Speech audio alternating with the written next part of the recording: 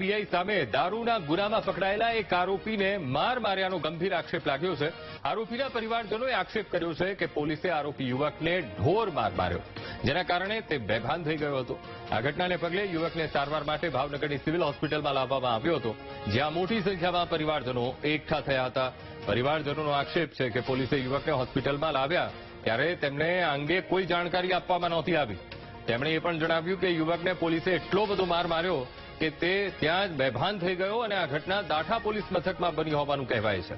પરિવારજનોએ આ મામલે યોગ્ય તપાસની માંગ કરી છે અને જવાબદાર અધિકારીઓ સામે કડક કાર્યવાહીની માંગણી થઈ રહી છે।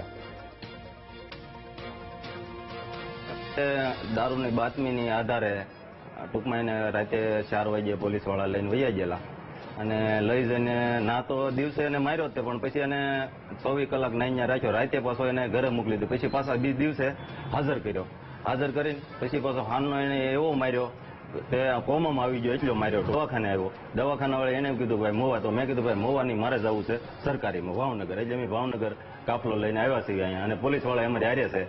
ટૂંકમાં એને અત્યારે બેભાન હાલતમાં છે।